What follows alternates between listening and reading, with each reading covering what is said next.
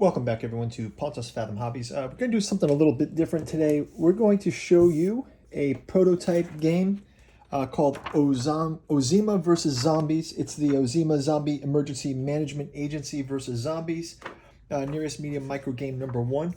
I've got the I've had to go out and kind of print some of these from PDF files, so I had the paper cutter out, just kind of putting together some mock-ups of this. The reason why I found this again was I went out through some stuff, and I had this Walmart photo pocket, and inside I found the prototype board game for this game. So what I'm gonna do is I'm gonna walk you guys through this OZEMA versus Zombies game.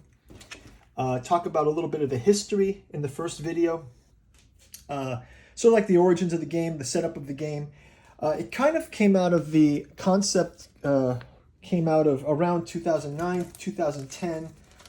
There was a number of I want to say H1N1 virus kind of scare hype that was going on at that time. And I think some friends, we were just thinking it was kind of funny to put together this idea of OZEMA versus the Zombies game. It kind of came out of this origin of Rex Buckman, zombie surgeon. So here was Dr. Rex Buckman, Lieutenant Mitch Barker, and the zombie. And if you kind of go through this, it's an asteroid hits the Earth.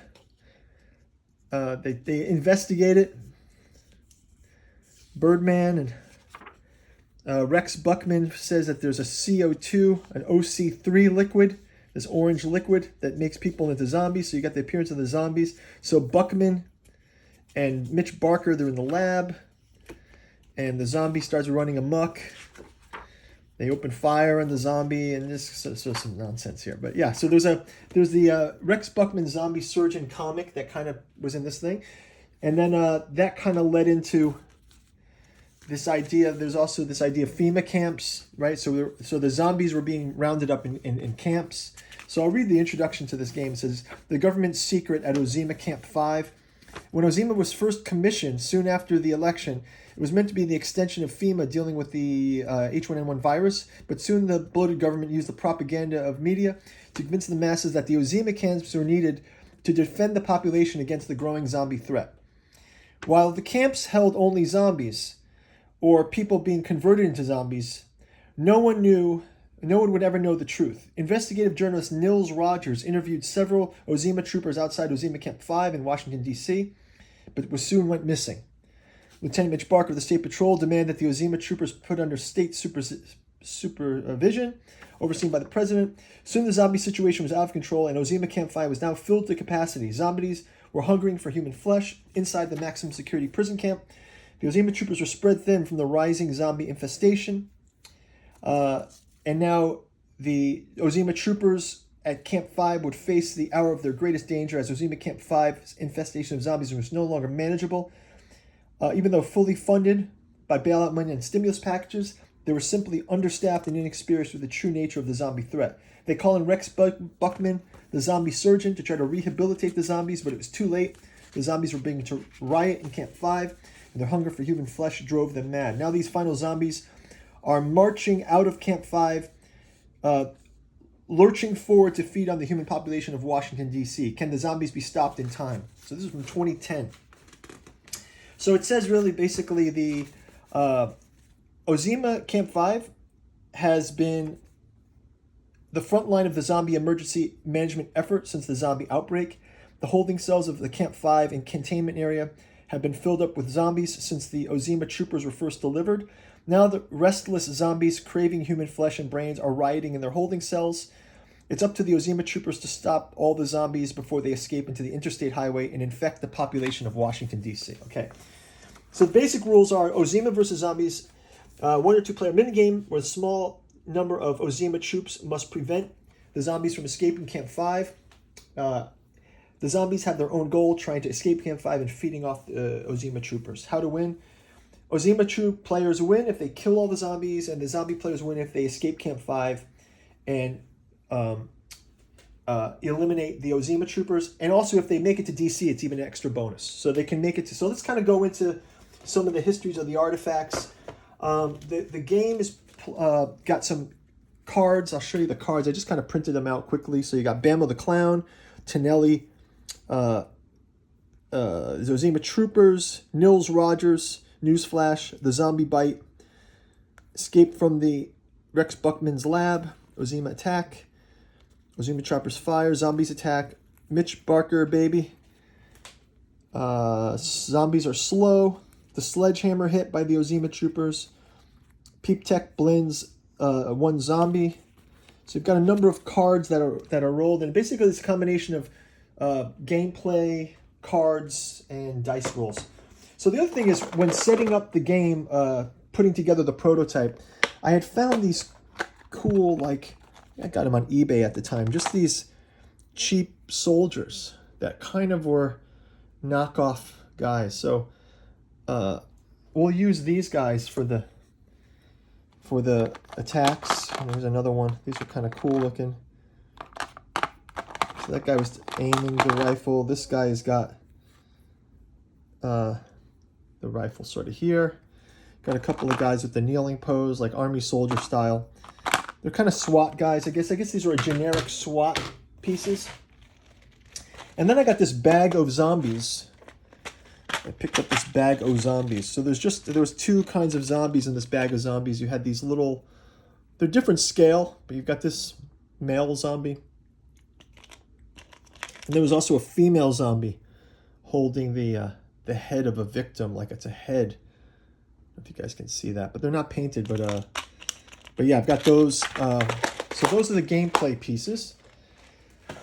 And then so let's kind of go into the board a bit. So the gameplay board, so you can see the art here. So you've got the OZEMA Troopers up on the top. They kind of they've got these jack boots and kind of look like Hunk from Resident Evil.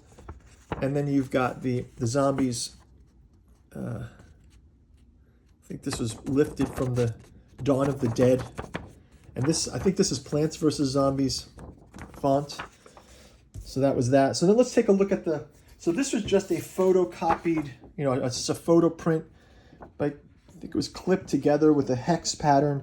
So let's go through the areas of the OZEMA Camp 5 board. So it has 4 main areas. You've got the Camp 5 holding cell. This is here. You've got the Camp 5 compound up here.